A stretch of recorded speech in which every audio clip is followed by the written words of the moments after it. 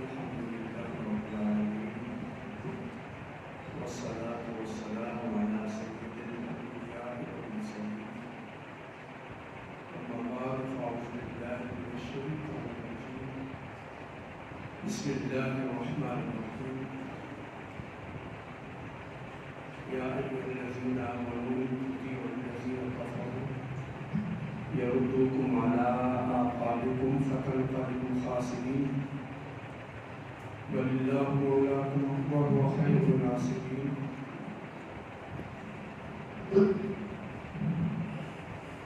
سنلقي في قلوب الذين كفروا الرعب بما أشركوا بالله ما لم ينزل به سلطانا ومأواهم النار وبئس مثوى الظالمين صدق الله العظيم إن الله وملائكته يصلون على النبي يا أيها الذين آمنوا صلوا عليه وسلموا تسليما بواز بلند پڑھیے الصلاۃ والسلام علیک یا سیدی یا رسول اللہ وعلى آلك وأصحابك يا سيدي يا حبيب الله الصلاة والسلام عليك يا سيدي يا حبيب الله وعلى آلك وأصحابك يا سيدي يا نور الله الصلاة والسلام عليك يا سيدي يا شفيع المسلمين وعلى آلك وأصحابك يا سيدي يا رحمة للعالمين حمد و ثنا و درود و سلام کے بعد سورہ آل عمران کا ترجمہ اور تفسیر تسلسل کے ساتھ جاری و ساری تھا. ماہ رمضان المبارک میں یہ سلسلہ موقوف ہوا. بحمد تعالیٰ سے پھر سورہ آل عمران کی آیت نمبر 149 سے اس کا آغاز کیا جا رہا ہے. مالک کائنات ہمیں قرآن کریم کو ترجمہ اور تفسیر کے ساتھ سمجھنے کی توفیق عطا فرمائے اور قرآن کریم کا نور ہم سب کو عطا فرمائے. مالک رب عزت نے ارشاد فرمایا یا ایھا الذین آمنوا اے ایمان والو ان تطیعوا الذین کفروا اگر تم کافروں کی بات مانو گے یردوکم وہ تمہیں پلٹا دیں گے علی اعقابکم تمہاری ایڑیوں کے پاس وہ تمہیں پیچھے کی طرف دھکیل دیں گے.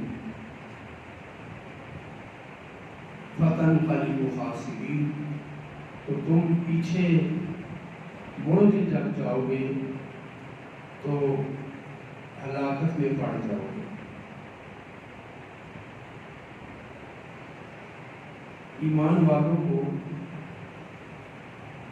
متنبہ کیا جا رہا ہے کہ کافروں کی بات نہیں سننی, ان کی کوئی رائے, کوئی نظریہ ان کا, کوئی اوپینین تم نے نہیں ماننی. کافر کے ساتھ تمہارا کوئی قلبی یا نظریاتی تعلق نہیں ہونا چاہیے. کافر کوئی بات کرے تو اصل یہ ہے کہ اس کا انکار کیا جائے. کافر کے بارے میں محتاط رہا جائے. جیسے مسلمان اور مسلمان آپس میں ہوں تو اصول یہ ہے کہ خوش گمانی رکھی جائے, بدگمانی حرام ہے. مسلمان کے ساتھ خوش گمان رہا جائے, مسلمان کی نیت پہ شک نہ کیا جائے, اس کے کسی عمل پر بدگمانی نہ کی جائے, اسے اچھی تعبیر پر محمول کیا جائے. کوئی بھی مومن ہے, کلمہ پڑھتا ہے, اللہ رسول کا ماننے والا ہے, تو اس کی بات میں اگر اسے کوئی ایسی بات ہو بھی جاتی ہے تو تعبیر کی کوشش کی جائے، جیسا کہ فقہا فرماتے ہیں اگر مومن کوئی ایسی بات کہہ دے جس میں 99 پہلو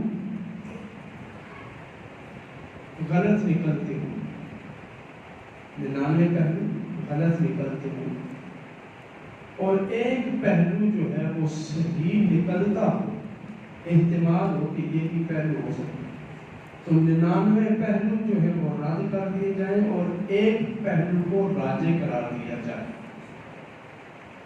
فقہا اور مفتیان کرام کے پاس جب کوئی فتویٰ جاتا ہے کہ اس بندے سے یہ بات ہوئی ہے، عوام سمجھتی ہے کہ اس بندے نے کفر کیا ہے، تو مفتیان کرام اور فقہا کا یہ اصول ہے کہ اگر ایک بات سے 99 دلیلیں یہ ثابت کر رہی ہو کہ یہ کفر ہے اور ایک دلیل ایسی ہو جس سے اچھائی کا پہلو نکلتا ہو اور عدم تکفیر ثابت ہوتی ہو، پھر لازم یہ ہے کہ اس کی عدم تکفیر کا فتویٰ دیا جائے۔ مومن دوسرے مومن پر شک نہ کرے، مومن دوسرے مومن پر یقین رکھے کہ وہ مخلص ہے، اس کی نیت پہ شک نہیں ہونا چاہیے۔ مثلاً اگر ایک مومن ہے وہ کسی ایسے مقام پہ پایا گیا جس مقام کے بارے میں غلط باتیں مشہور ہوں، مثلا کسی طائفہ کے مقام پہ مومن چلا جائے اور واپس آ رہا ہو تو مومنین کو لازم ہے کہ اس پہ شک نہ کریں بلکہ خوش گمانی رکھیں کہ یہ ضرور کسی اچھائی کی نیت سے وہاں گیا ہوگا۔ مومن کے بارے میں اچھا گمان رکھا جائے کہ یہ ضرور وہاں گیا ہے، وہاں سے نکل رہا ہے، ہو سکتا ہے وہ پریشانی میں ہو، مشکل میں ہو، اس کی کسی مشکل کو حل کرنے کے لیے گیا ہو۔ تو مومن کے ساتھ محبت کا، پیار کا، الفت کا اور قلبی تعلق کا اظہار رکھے اور اس پر بدگمانی نہ کرے، یہ لازم ہے۔ اور مومن اور کافر ہو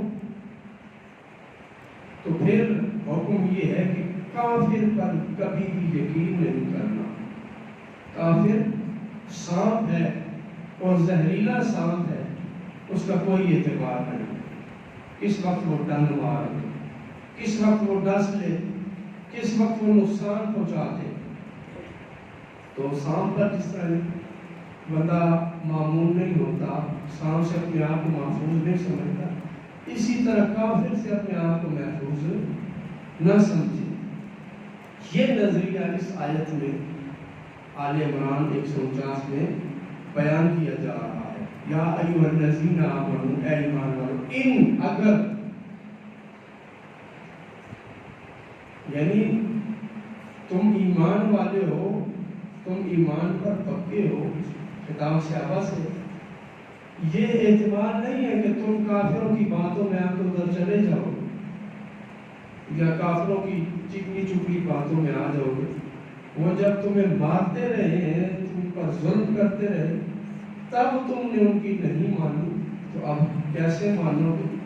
لیکن سبق ہمیں دیا یہ ان کا، اگر تطیعوا الذین کفروا، تم کافروں کی مان لو، اگر تم کافروں کی مان لو گے، یعنی اگر خدا نخواستہ کبھی ایسا ہو بھی جائے کہ تم بظاہر کافر کی بات مان لو، اس کا یقین کر لو اور اس کے ساتھ چل پڑو، تو پھر کیا کریں گے؟ یردوکم علی اعقابکم، وہ تمہیں مرتد بنانے کی کوشش کریں گے۔ فتنقلبوا خاسرین، تو تم جب اسلام سے پھر جاؤ گے تو ہلاکت میں پڑ جاؤ گے۔ مرتد ہونا اور ہلاک ہونا یہ کافر کی بات ماننے کا نتیجہ ہے. کافر کی بات ماننے کا نتیجہ ہے کہ اگر تم نے کسی کافر کی مانی تو وہ تمہارے ساتھ یہ سلوک کریں گے کہ تم ایمان سے بھی جاؤ گے اور اپنی جان سے بھی جاؤ گے. دونوں چیزیں تمہاری فارغ ہو جائیں گی. کسی کافر کی اطاعت اتباع اس کی بات کا یقین بالکل نہیں کرنا. تو کافر کے بارے میں اصول ہے کہ کافر کافر ہے, کافر سانپ سے بھی بدتر ہے. وہ کبھی بھی تمہارا دوست نہیں ہو سکتا, کبھی بھی تمہارے ساتھ خیرخواہی نہیں کر سکتا, تمہارے ساتھ خلوص کا اظہار نہیں کرے. یا ایھا الذین آمنوا, اے ایمان والو جنہوں نے اللہ رسول کو مان لیا, اللہ رسول کو سچا سمجھتے ہو, تو پھر اس بات کو بھی سچا سمجھو کہ کافر تمہارا دوست نہیں ہو سکتا. کافر کی کوئی بات نہیں ماننی. کیوں نہیں ماننی؟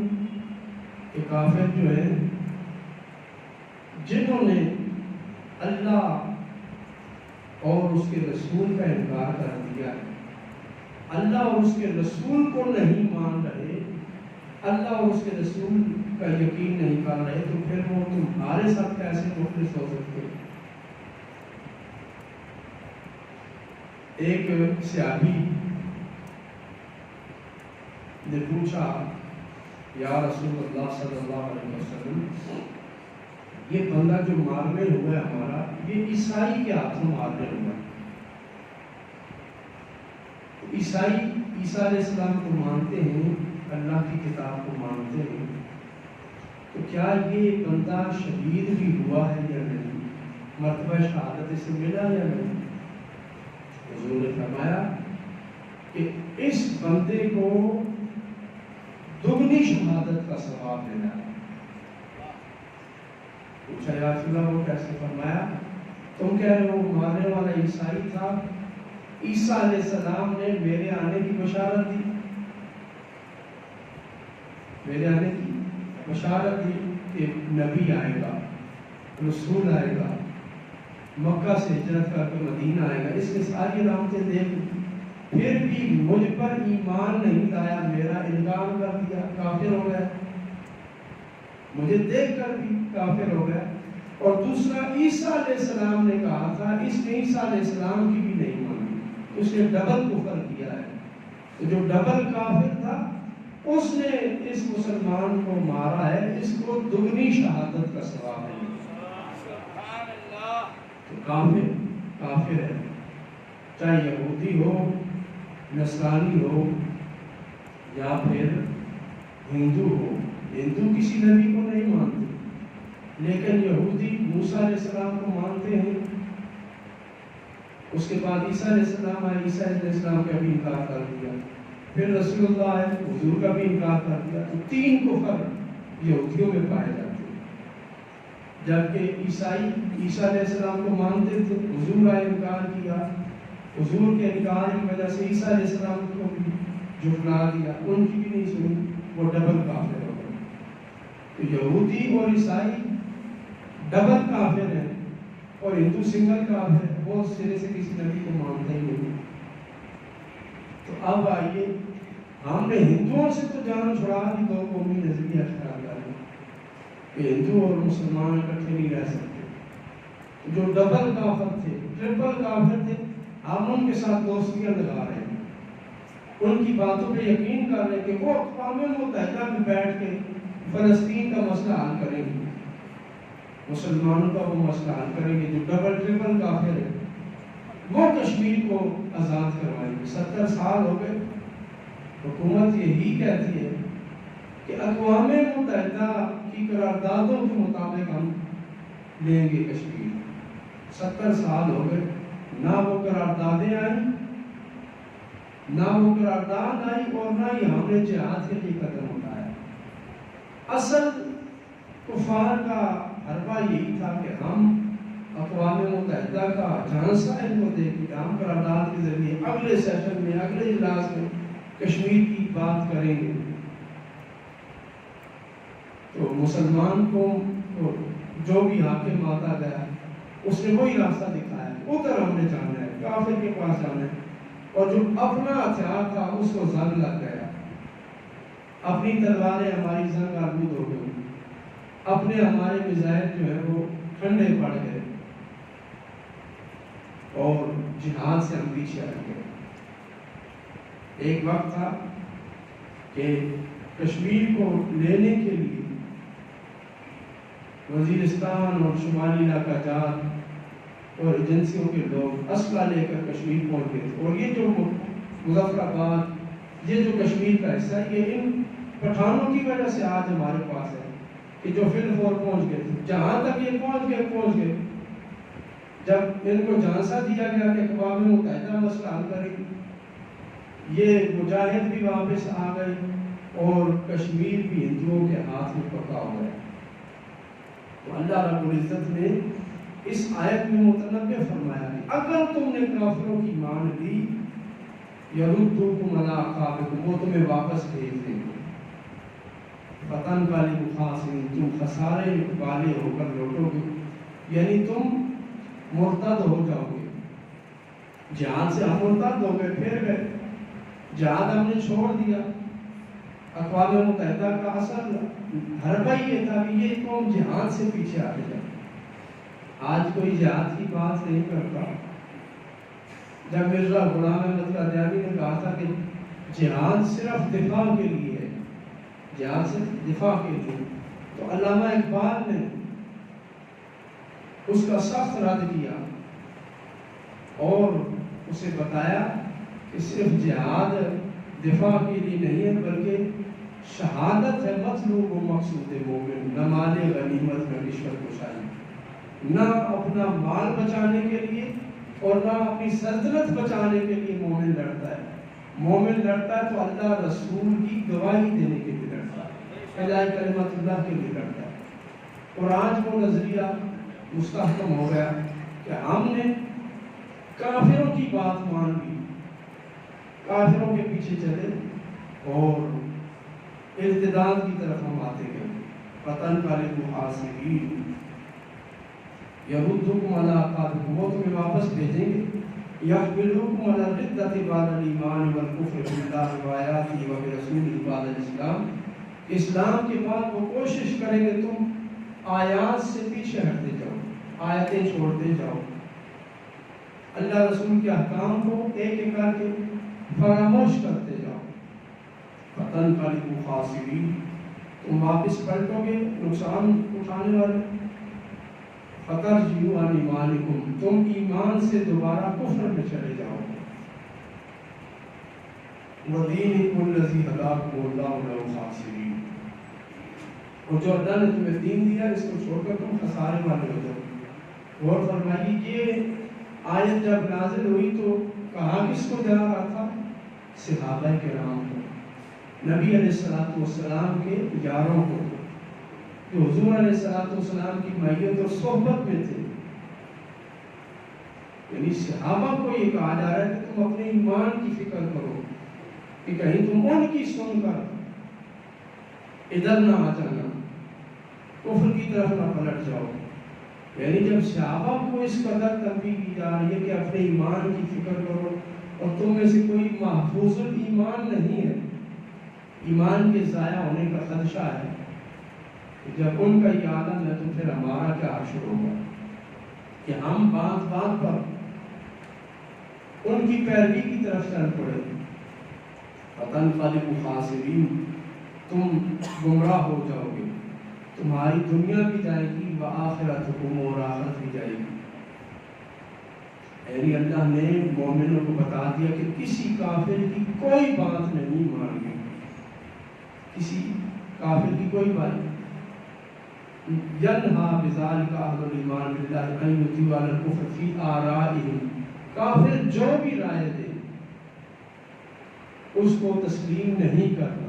مومن مانتا ہے تو صرف اللہ اور اس کے رسول، اللہ اور اس کے رسول کے حکم کے مطابق۔ وَيَلْتَصِقُونَ فِي أَدْيَانِهِمْ، اور دوسرا یہ فرمایا کہ کسی بھی کافر کو اس کے دین میں مخلص نہ سمجھو۔ کافر کبھی سچا نہیں ہو سکتا، کافر نے ہمیں نظریہ دیا، مار نہیں پیار، اسکولوں میں بھی ہم نے بورڈ لگا دیے مار نہیں پیار۔ آج دیکھیں فلسطین کے بچوں کو وہ کس طرح ستونوں کے ساتھ باندھ کے ڈنڈوں کے ساتھ انہیں مار رہے ہیں، گھٹنوں پر، گٹوں پر، کمر میں، پسلیوں پر مارا جا رہا ہے۔ کل وہی ہمیں کہتے تھے مار نہیں پیار، آج دنیا کو وہ دکھا رہے ہیں کہ ہم بچوں پر بھی کس طرح ظلم و تشدد کر رہے ہیں، اور ہم ان کی باتیں مان کے ان کے فنڈز پہ روزانہ اپنے قوانین میں، اپنے شریعت کام میں تبدیلیاں کرتے جا رہے ہیں، اور وہ ہم سے مزید مطالبہ کر رہے ہیں کہ یہ بھی کرو، یہ بھی کرو، یہ بھی کرو۔ آپ تو یہ بھی مطالبہ کر دیا جو آئین پاکستان میں اور قوانین پاکستان میں اسلامی شرکیں ہیں وہ ساری ختم کی جائیں، 295 سی اور اس طرح کی جتنی بھی شرکیں ہیں وہ ختم کی جائیں، اور ہم ہیں کہ ہم ان سے پیسہ لینے کے لیے اپنے قوانین کو معطل کرتے جا رہے ہیں، آئین پاکستان کو بھی معطل کرنے کی سازشیں ہو رہی ہیں، سودے ہو چکے ہیں۔ یہاں کی مسلم پارٹیاں بھی یورپ میں جا کے کہتی ہیں ہم تو لبرل ہیں، ہم تو دین پسند ہے ہی نہیں۔ یہاں جو اپنے آپ کو مجاہد اور شریعت کا نفاذ کرنے والا کہتے تھے، وہاں پر جا کے وہ سودے بازی کر چکے۔ ایسے ہی نہیں ان کی ضمانتیں ہو رہی، ایسے ہی نہیں یہ جیلوں سے باہر آ رہے ہیں اور پھر ملک سے فرار ہونے کے راستے ڈھونڈ رہے ہیں۔ ان کا سودا ہو چکا ہے، اور جو مسلمانان پاکستان ہیں ان کے ساتھ بہت بڑی سازش چلی جا چکی ہے۔ 70 سال سے افواج پاکستان کا کوئی قانون جو ہے وہ چینج نہیں ہوا، جو انگریز بنا دیا ویسے ہی چل رہا ہے۔ ہمارا جو عدالتی نظام ہے جو انگریز بنا کے دیا ویسے ہی چل رہا ہے۔ اس کو تو اسلامائزیشن نہیں کیا گیا، اسلام کے مطابق نہیں ڈالا گیا، مینوان وہی چل رہا ہے، صرف اپنے مقصد کے بندے کو لگانے کے لیے 3 سال اور مدت بڑھا دو کہ یہ بندہ فٹ ہے، یہ ہمارے حقوق کا دفاع کرنے والا ہے، گویا کہ یہ پاکستانی نہیں ہے، اس کی سوچ انگریز کی سوچ ہے۔ تو ان کی سوچیں جو ہے ادھر مل چکی ہیں، یا ملک کو گروی رکھنا شروع ہو گئے کہ یہ بھی گروی رکھ دو، یہ بھی لے لو، ہمیں اور پیسے دو۔ وہ پیسہ جا کہاں رہا ہے؟ ان کی عیاشیوں پر خرچ ہو رہا ہے، ان کی بدماشیوں پر خرچ ہو رہا ہے۔ سمجھ نہیں آ رہی کہ وہ پیسہ آخر جاتا کہاں ہے؟ جو اقوام متحدہ سے یہ پیسہ لے رہے وہ جا کہاں ہے؟ ہمارے ملک میں سڑکیں بنائے تو چین بنائے، گوادر پورٹ بنائے تو چین بنائے، موٹر وے بنائے تو دوسرا ملک آ کے بنائے۔ آخر وہ پیسہ کہاں جا رہا ہے؟ ہمیں اس بارے میں محتاط ہونا ہوگا کہ یہ کافر ہمارے ساتھ کر کیا رہے ہیں۔ اللہ رب العزت نے اس آیت میں ہمیں بتا دیا کہ 2 نقصان ہوگے تمہیں، ایک تو یہ کہ تم ایمان سے جاؤ گے، اور دوسرا اپنی جان سے بھی جاؤ گے۔ فتن کالی کو خاسرین، نہ تم ادھر کے رہو گے نہ ادھر کے رہو گے، جتنی تحقیق کرو گے اتنی ہلاکت تمہارا مقدر ہوگی۔ وَلِلَّهُ مَوْلَاكُمْ وَهُوَ خَيْرُ النَّاصِرِينَ، اللہ تمہارا مولا ہے، اللہ تمہارا دوست ہے، اللہ تمہارا پروردگار ہے، تمہارے لیے زندگی گزارنے کی آسانیاں پیدا کرنے والا ہے۔ وَهُوَ خَيْرُ النَّاصِرِينَ، اور اسی کی مدد سب سے افضل ہے، وہ سب سے بہتر مدد کرنے والا ہے۔ وَلِلَّهُ مَوْلَاكُمْ وَلِيُّكُمْ وَنَاصِرُكُمْ عَلَىٰ أَعْدَائِكُمُ الَّذِينَ كَفَرُوا، کافروں کے مقابلے میں تمہاری مدد اللہ کرے گا۔ کافروں کے مقابلے میں کبھی بھی یورپ تمہاری مدد نہیں کرے گا۔ امریکہ کا پہلی بیڑا تو آج تک گما ہوا ہے جو پاکستان کی مدد کے لیے آنا تھا۔ اللہ فرماتا ہے بَلِ اللَّهُ مَوْلَاكُمْ، اللہ تمہارا مولا اور ناصر ہے۔ وہ خیر الناصرین، وہی سب سے افضل مددگار ہے۔ یعنی اللہ کے سوا کسی کی طرف مت دیکھو، وگرنہ تم کفر کی طرف پلٹ جاؤ گے۔ سنلقی فی قلوب الذین کفروا، تم اس نظریے پر قائم ہو جاؤ، تمہارا رعب اللہ دشمن کے سینے میں ڈال دے گا، ان کے دل و دماغ پہ تمہارا جلال ڈال دے گا۔ بما اشرکوا باللہ ما لم ينزل به سلطان، وہ مشرک ہیں اور ایسے دین پر ہیں جس کی کوئی دلیل اللہ نے نازل ہی نہیں کی۔ وما واہم النار، ان کا ٹھکانہ جہنم ہے، وہ جہنم میں جلیں گے اور تم جلتا ہوا انہیں دیکھو گے۔ وبئس مثوى الظالمین، اور بہت برا ٹھکانہ ہے ظالموں کا۔ وَلَقَدْ صَدَقَكُمُ اللَّهُ وَعْدَهُ، دیکھو اللہ نے یہ وعدہ تمہارے ساتھ کس طرح سچا کیا تھا، کس طرح اللہ نے یہ وعدہ تمہارے ساتھ سچا کیا۔ اِذْ تَحُسُّونَهُم بِإِذْنِهِ، جب میدان احد میں تم انہیں قتل کر رہے تھے اللہ کے حکم سے، اللہ کے حکم سے تم کافروں کو قتل کر رہے تھے۔ اللہ رب العزت کیا فرماتا ہے کہ کافر میدان احد میں قتل ہو رہے تھے تو اس میں اللہ کا اذن شامل تھا، یعنی کافروں کے خلاف جب بھی کوئی ہتھیار اٹھائے گا، جنگ کے لیے آئے گا، تو وہ یہ سمجھ لے کہ اللہ کی مدد اور نصرت اور اللہ کا اذن اس میں شامل ہے۔ حَتَّى إِذَا فَشِلْتُمْ وَتَنَازَعْتُمْ فِي الْأَمْرِ وَعَصَيْتُمْ مِنْ بَعْدِ مَا أَرَاكُمْ مَا تُحِبُّونَ، اللہ رب العزت میدان احد کی مثال دے کر اہل ایمان کو بتا رہا ہے، صحابہ دیکھو میدان احد میں کیا ہوا، تم فتح یاب ہو چکے تھے، فتح تمہارا مقدر ہو گئی، پھر کیا ہوا، تم نے دشمن کو بھاگتا ہوا دیکھا، دشمن بھاگ رہا ہے تو میرے نبی نے حکم دیا تھا یہ ذرا دوسرے حکم تک نہیں چھوڑنا، تو سعید بن جبیر اور دیگر جو صحابہ تھے وہ روکتے رہے کہ ابھی نہیں اترنا، دشمن اگرچہ بھاگ چکا ہے، ہم نے اس مورچے پر کاربند رہنا کہ اللہ رسول کا حکم ہے۔ لیکن کچھ مسلمان جو تھے وہ تیزی کر گئے مال غنیمت اٹھانے کے لیے، مال غنیمت کو حاصل کرنے کے لیے تیزی کی، تو اللہ رب العزت فرماتا ہے فشلتم، تم پھسل گئے، تم پھسل گئے، وَتَنَازَعْتُمْ فِي الْأَمْرِ، اور حکم کے بارے میں آپس میں جھگڑنے لگ گئے، وَعَصَيْتُمْ، اور تم نے اپنے امیر کی نافرمانی کی، مِنْ بَعْدِ مَا أَرَاكُمْ مَا تُحِبُّونَ، اس کے بعد کہ تم نے اپنی محبوب منزل دیکھ لی تھی کہ کافر بھاگ رہا ہے، تمہیں فتح مل گئی، یہی تمہاری پسند تھی کہ تمہارا دشمن بھاگ جائے، قتل ہو جائے اور تمہیں فتح مل جائے، یہ تمہاری محبت تھی، تمہیں مل گئی۔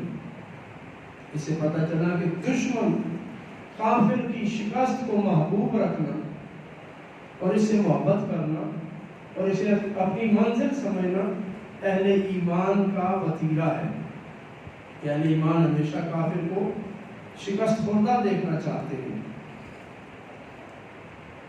استحسونہم، جب تم انہیں قتل کر رہے تھے بِإِذْنِهِ، اللہ کے حکم سے، تو تمہیں اللہ نے دکھا دیا جو تم دیکھنا چاہتے تھے، پھر کیا ہوا، تم آپس میں جھگڑ پڑے، آپس میں تمہارا جھگڑا ہو گیا کہ حضور کا حکم یہ تھا کہ ہم